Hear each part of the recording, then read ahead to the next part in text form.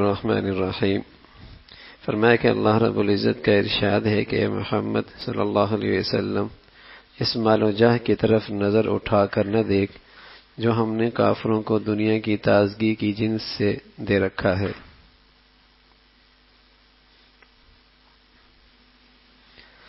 وَلَا تَمُدَّنَّ عَيْنَيْكَ إِلَىٰ مَا مَتَّعْنَا بِهِ أَزْوَاجًا مِّنْهُمْ زَهْرَةَ الْحَيَاةِ الدُّنْيَا۔ اے محمد صلی اللہ علیہ وسلم اس مال و جاہ کی طرف نظر اٹھا کر نہ دیکھو جو ہم نے کافروں کو دنیا کی تازگی کی جنس سے دے رکھا ہے، کیونکہ اس سے مقصود ان کو فتنے میں ڈالنے رکھنا ہے، اور تمہارے پروردگار ہی کی عطا بہتر اور زیادہ پائیدار ہے۔ قارون ملعون کے قصے میں ارشاد ہے، قارون بن سنور کا ٹھاٹ کے ساتھ جلوس میں نکلا۔ بعض لوگوں کو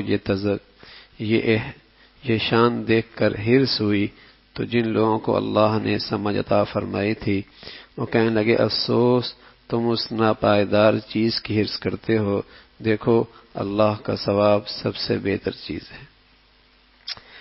معلوم ہوا کہ زہد علم کا ثمرہ ہے۔ جتنا اللہ رب العزت علم نصیب فرما دے، معرفت نصیب فرما دے، اتنی ہی دنیا سے بے رغبتی بڑھتی چلی جائے۔ یہ علم کا ثمرہ ہے۔ رسول مقبول صلی اللہ علیہ وسلم فرماتے ہیں، جو شخص صبح اٹھتی ہی دنیا کے غم میں گرفتار ہو جاتا ہے، اللہ تعالی اس کا دل پریشان کر دیتا۔ رسول اللہ صلی اللہ علیہ وسلم فرماتے ہیں، جو شخص صبح اٹھتے ہی دنیا کے غم میں گرفتار ہو جاتا ہے، اللہ تعالی اس کا دل پریشان کر دیتے ہیں، اور ملتا اسی قدر ہے جتنا اس کے لیے طے ہو چکا ہے۔ ملتا اسی قدر ہے جتنا اس کے لیے طے ہو چکا ہے۔ اور جو شخص صبح اٹھتے ہی آخرت کی فکر میں لگ جاتا ہے، اللہ تعالی اس کا قلب مطمئن فرما دیتے۔ اس لیے رسول اللہ فرمایا کرتے تھے کہ جو شخص صبح صبح اللہ کے گھر میں آتا ہے اس کے ہاتھ میں ایمان کا جھنڈا ہوتا ہے، اور جو سویرے سویرے یا بغیر نماز پڑھے بازار جاتا ہے اس کے ہاتھ میں شیطان کا جھنڈا ہوتا ہے۔ اور جس کے جھنڈے آج اٹھا کے رکھے ہیں، کل قیامت میں انہی کے جھنڈوں کے تلے حشر ہوگا۔ کل قیامت میں انہی کے جھنڈوں تلے حشر ہوگا۔ تو صبح صبح اگر ایمان آخرت کی فکر ہے تو اللہ دل کو مطمئن فرما دیتے۔ پہلے مسلمان سویرے اٹھا کرتے تھے اور کچھ سب سے پہلے ایمان کی غذا کا اہتمام کرتے تھے۔ تہجد پڑھ لیا، کچھ ذکر کر لیا، کچھ تلاوت کر لی، یہ اہتمام ہوتا تھا۔ مرد بھی عورتیں بھی اس کا اہتمام ہوتا تھا۔ صبح صبح ایمان کی تازگی ہو رہی ہے تو پورا دل مطمئن رہتا، اطمینان، اس لیے کہ غذا جو ملی ہوئی ہے مطمئن ہوتا۔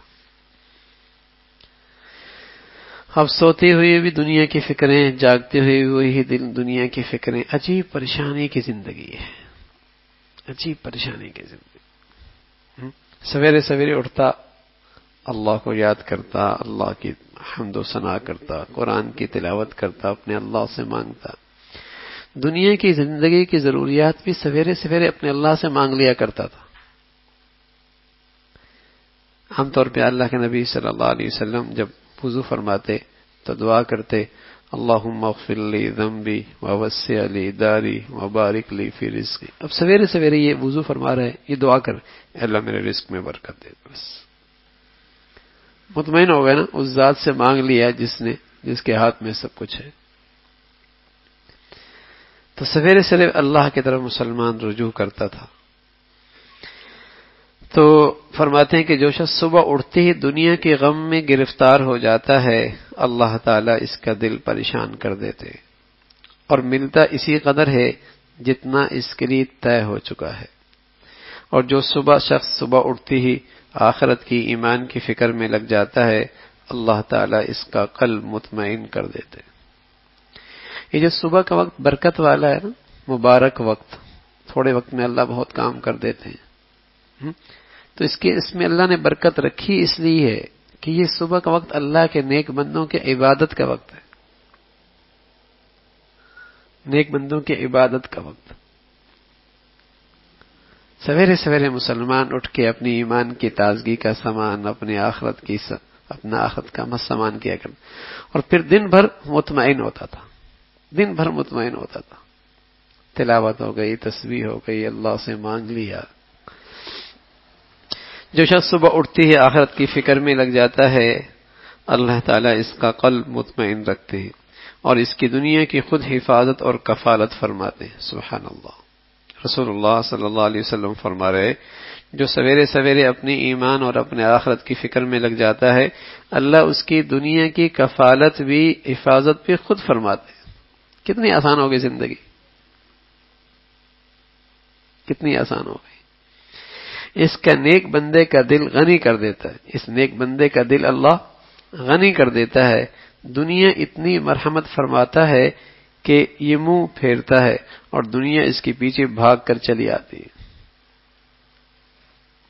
جو آخرت کی فکر میں لگتا ہے دنیا اس کے پیچھے ہوتی ہے، اور جو دنیا کے پیچھے لگتا ہے دنیا اس سے اور دوڑتی ہے. اللہ فرماتے ہیں، اللہ جس کو ہدایت دینا چاہتے ہیں اس کا سینہ شرح صدر یعنی کھول دیتے ہیں. اور اس کی تفسیر رسول اللہ صلی اللہ علیہ وسلم نے اس طرح بیان فرمائی کہ اس کے قلب میں ایک نور داخل فرما دیتے ہیں جس سے اس کا سینہ کشادہ ہو جاتا ہے. صحابہ رضوان اللہ علیہم اجمعین نے عرض کیا، یا رسول اللہ، اس نور کی شناخت کیا ہے کہ آیا وہ نور ہمارے سینے میں ہے یا نہیں؟ آپ علیہ الصلوۃ والسلام نے فرمایا، دنیا سے بے رغبتی، دین کی جانب توجہ، موت سے پہلے موت کا انتظام کرنا، یہ علامت ہے کہ اللہ نے اس کے سینے میں نور عطا فرمایا. دنیا کی بے رغبتی، دین کی جانب توجہ اور موت سے پہلے موت کا انتظام میں لگ جانا، یہ علامت ہے کہ اللہ نے اسے شرح صدر عطا فرمایا. یہ واقعی اس کا سینہ کھل گیا ہے، اللہ نے اسے ایمان کا، ہدایت کا نور نصیب فرمایا. پھر رسول صلی اللہ علیہ وسلم فرماتے ہیں، جس کو اللہ زاہد بنا دیتا ہے، زاہد یعنی آخرت کی فکر، دنیا کی محبت سے محفوظ، فرمایا اس کے قلب میں اللہ حکمت القاء فرماتے ہیں. حکمت رسول اللہ فرما رہے ہیں، اور قرآن نے کیا فرمایا؟ وَمَن يُؤْتَ الْحِكْمَةَ فَقَدْ أُوتِيَ خَيْرًا كَثِيرًا. جسے اللہ نے حکمت دے دی، اللہ نے تو اس کی بہت بڑی بھلائی کا سامان کر دیا. جسے اللہ نے حکمت دے دی، فرمایا جس کے دل کو اللہ دنیا کی محبت سے محفوظ فرما دیتے ہیں یعنی زاہد بنا دیتے ہیں، اس کے قلب میں حکمت القاء فرماتے ہیں اور دنیا کی بیماری اور علاج سے آگاہ کر دیتے ہیں، اور اس جہان فانی سے بے لوث بغیر ملاوٹ کے باہر نکال کر دارالسلام میں پہنچا دیتے ہیں. دارالسلام جنت، واللہ یدعو الی دار السلام. اور اس کے بعد صحابہ رضوان اللہ علیہ اجمعین عرض کیا، آپ نے فرمایا جہاں رہنا نہیں وہاں مکانات بناتے ہو، اور جو کھا نہیں سکتے وہ جمع کرتے ہو. یاد رکھو بندے کا ایمان اس وقت کامل ہوتا ہے جبکہ گوشہ گمنامی میں پڑے رہنے کو شہرت سے زیادہ پسند کرے. سبحان اللہ. فرمایا آدمی کا ایمان اس وقت کامل ہوتا ہے جبکہ گوشہ گمنامی میں پڑے رہنے کو شہرت سے زیادہ پسند کرے. مجھے کوئی نہ جانے، اللہ بس، اللہ کے یہاں پہچان ہو جائے. ہاں، جو گمنامی کو شہرت سے زیادہ پسند کرے، دنیا کے متعلق ہر شے کی قلت کو اس کی اکثریت سے زیادہ محبوب سمجھے. دنیا کی ہر شے کی قلت کو اس کی اکثریت سے زیادہ محبوب سمجھے.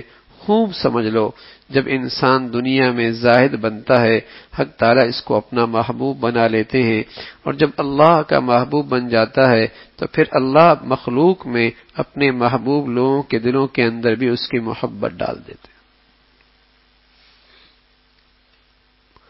وَازْهَدْ عَنِ الدُّنْيَا يُحِبُّكَ اللَّهُ وَازْهَدْ مَا فِيمَا عِنْدَ النَّاسِ يُحِبُّكَ النَّاسِ. کہ اللہ کی محبوبیت کا راستہ یہ ہے کہ دنیا کی اکثریت کے بجائے قلت پر اس کو خوشی ہو، شہرت سے زیادہ اسے گمنامی پسند ہو، گمنامی پسند ہو، اور دنیا کی چاہت اور محبت اس کے دل سے نکل جائے. یہ اللہ کی محبت کا راستہ. حقیقی زہد یہ ہے کہ انسان دنیا کے مال و متاع کی جانب اس کی اتنی اہمیت نہ دے، باوجود اس کے حاصل کرنے کی قدرت کے پھر اس کی جانب متوجہ نہ ہو.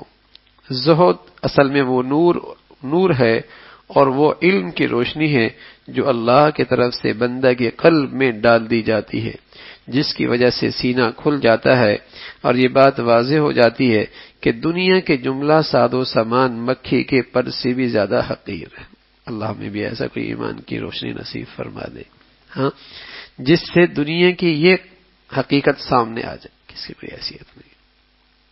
پھر کوئی آدمی دنیا کی وجہ سے بھی غم میں ہوگا کہ عزت نہیں ملی، شہرت نہیں ملی، واہ واہ نہیں ہوئی، لوگوں نے میری تعریف نہیں کی، لوگوں نے مجھے خیال نہیں کیا. ہاں، یہ تکلیفیں ہوتی اس لیے کہ دنیا کی عظمت بہت ہوتی ہے. تو جب اس کی حیثیت ہی کوئی نہیں، پھر دنیا کی وجہ سے کوئی غم کھائے گا؟ دنیا میں کوئی غم کی چیز ہے کہ یہ چلی گئی، یہ چلی گئی، یہ آ گئی، وہ نہیں آئی، اس نے ایسا کیا، اس نے ایسا کیا، فلاں نے یوں کیا، فلاں نے یوں کیا. دنیا غم کی چیز نہیں ہے. دنیا کی کوئی چیز غم، ہاں ایک غم کی چیز، میرا اللہ مجھ سے ناراض نہ ہو، بس میرا اللہ مجھ سے ناراض نہ ہو، میرا خاتمہ خراب نہ ہو، میری آخرت خراب نہ ہو. یہ غم کی چیز ہے. اللہ ہمیں یہ نصیب فرما دے، اللہ ہمیں یہ نصیب فرما دے. فرمایا زہد اصل میں وہ نور ہے جو اللہ کی طرف سے بندے کے قلب میں ڈال دی جاتا ہے، جس کی وجہ سے سینہ کھل جاتا ہے اور یہ بات واضح ہو جاتی ہے کہ دنیا کے جملہ ساد و سامان مکھی کے پر سے بھی زیادہ حقیر ہے اور آخرت ہی بہتر اور پائیدار ہے. جس وقت یہ نور حاصل ہوتا ہے تو اس حقیر دنیا کی آخرت کے مقابلے میں اتنی بھی وقت نہیں رہتی جتنی کسی پیش قیمت جواہر کے مقابلے میں قلب میں ایک پھٹے پرانے چھتڑے کی وقت ہوا کرتی.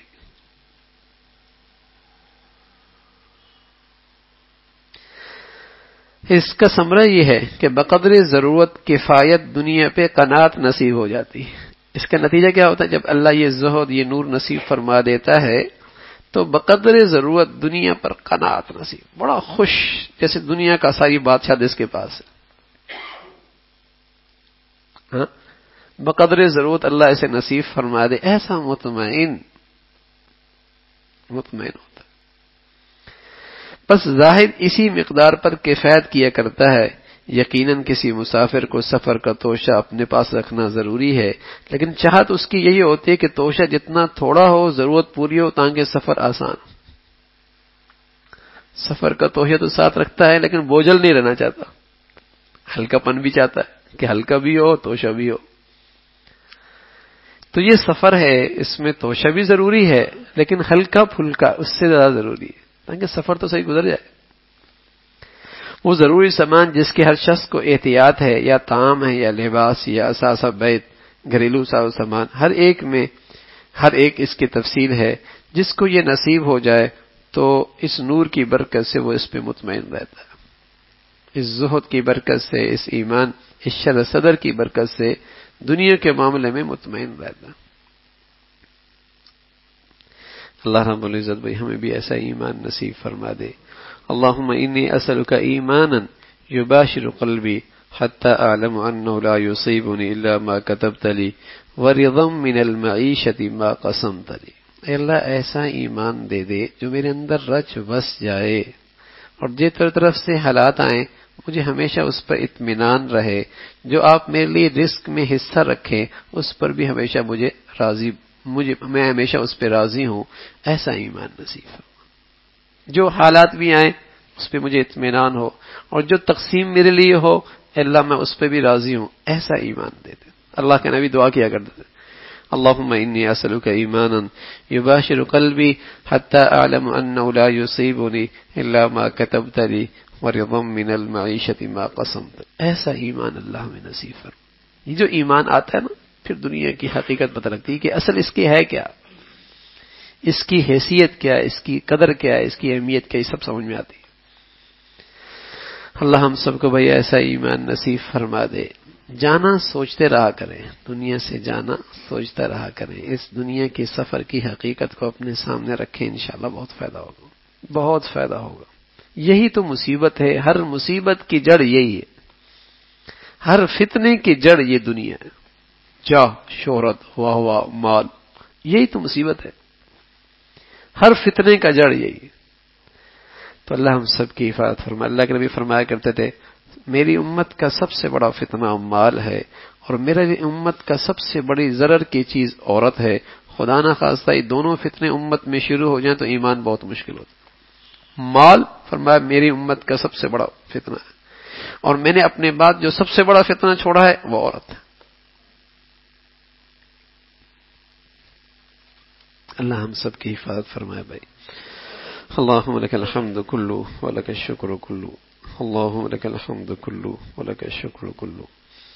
اللهم أعنا على ذكرك وشكرك وحسن عبادتك، اللهم أعنا على ذكرك وشكرك وحسن عبادتك. اللهم بارك لنا في الموت وفيما بعد الموت. اللهم اجعل خير عمرنا آخرنا، وخير عملنا خواتمنا، وخير أيامنا يوم نلقاك فيه. نستغفر الله نستغفر الله نستغفر الله. وصلى الله على سيدنا محمد وعلى آله وأصحابه أجمعين برحمته.